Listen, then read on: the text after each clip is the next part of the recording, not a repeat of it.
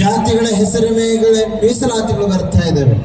ಜಾತಿಗಳ ಹೆಸರಿನ ಮೇಲೆ ಇವತ್ತು ಜಯಂತಿಗಳು ನಡೀತಾ ಇದ್ದಾವೆ. ಜಾತಿಗಳ ಹೆಸರಿನ ಮೇಲೆ ಎಲ್ಲವೂ ಇವತ್ತು ನಡೀತಾ ಇದೆ. ಇದೇ ರೀತಿ ನಾವು ಮುಂದುವರಿತಾ ಹೋದ್ರೆ ಐಕ್ಯತೆ ಒಡೆದು ಹೋಗುತ್ತೆ, ಒಗ್ಗಟ್ಟು ಒಡೆದು ಹೋಗುತ್ತೆ. ನಾವೆಲ್ಲರೂ ಕೂಡ ಡಿವೈಡಿಂಗ್ ಆಗಿ ಮುಂದೆ ನಮ್ಮ ಸಂಘಟನೆಗೆ ದೊಡ್ಡ ಹೊಡೆತವನ್ನು ಕೊಡುತ್ತೇವೆ, ನಮ್ಮ ಸಂಸ್ಕಾರದ ಮೇಲೆ ದೊಡ್ಡ ಹೊಡೆತವನ್ನು ಕೊಡುತ್ತೆ.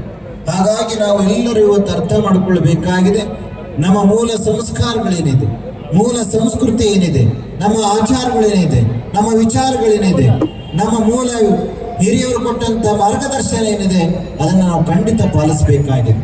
ಹಾಗಾಗಿ ತಾವೆಲ್ಲರೂ ಕೂಡ ಹಿರಿಯವರು, ದೊಡ್ಡವರು, ಚಿಕ್ಕವರು ಅನ್ನೋದೇ ಈ ಧರ್ಮದ ವಿಷಯಗಳಲ್ಲಿ ಸಾಂಸ್ಕೃತಿಕವಾದಂತಹ ನೆಲಗಟ್ಟಿನ ಮೇಲೆ ನಾವೆಲ್ಲರೂ ಕೂಡ ಬದುಕುವಂತ ಒಂದು ವಿಶೇಷತೆಯನ್ನು ನಾವು ಪಡ್ಕೊಳ್ಬೇಕಾಗಿದೆ.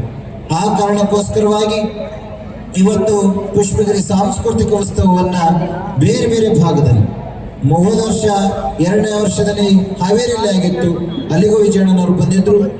2ನೇ ವರ್ಷ ಶಿಕಾರಿಪುರದಲ್ಲಿ ಆಯಿತು, 3ನೇ ವರ್ಷ ಹೊಸದುರ್ಗದಲ್ಲಿ ಇದೆ. ಅದರ ಪೂರ್ವವಾಗಿ ಒಂದು ಬೆಂಗಳೂರಿನಲ್ಲಿ ಮಾಡಬೇಕು ಅಂತ ಸಂದರ್ಭದಲ್ಲಿ ಬಹುಶಃ ಈ ಕಾರ್ಯಕ್ರಮ ಬಹಳ ಯಶಸ್ವಿಯಾಗಿದೆ. ನಮ್ಮ ಪುಷ್ಪಗಿರಿ ಬಳಗದ ಮೋಹನು, ನಮ್ಮ ಶಿವಕುಮಾರ್, ಹಾಗೆ ಭುಜೇಂದ್ರ ಅವರು, ನಮ್ಮ ಮಿರ್ಜಿ ಸಾಹೇಬರು, ಅವರೆಲ್ಲ ಅಶೋಕರವರು ಎಲ್ಲರ ನೇತೃತ್ವದಲ್ಲಿ ಮೀಟಿಂಗ್ ಮಾಡಿದಂಥ ಸಂದರ್ಭದಲ್ಲಿ ಅವ್ರು ಹೇಳಿದರು, ಇಲ್ಲ ಏನಾರ ಯಾಕಾಗಲಿ ನಾವು ಸಾಹೇಬರ ಮಾರ್ಗದರ್ಶನದಲ್ಲಿ ಮಾಡ್ತೇವೆ ಎನ್ನುವಂಥದ್ದನ್ನು ಹೇಳಿದರು. ಆ ಮುಖಾಂತರ ಇವತ್ತು ತಮ್ಮೆಲ್ಲರನ್ನು ಸೇರಿಸೋದಕ್ಕೆ ಅವರು ಬಹಳ ಶ್ರಮವನ್ನು ಪಟ್ಟರು. ಹಾಗೆ ಅದರ ಜೊತೆಯಲ್ಲಿ ತಾವೆಲ್ಲರೂ ಕೂಡ ಇವತ್ತು ಕರೆಗೆ ಹೋಗೊಟ್ಟು ತಮ್ಮ ತಾವೇ ಪ್ರಚಾರವನ್ನು ಮಾಡುತ್ತಾರೆ.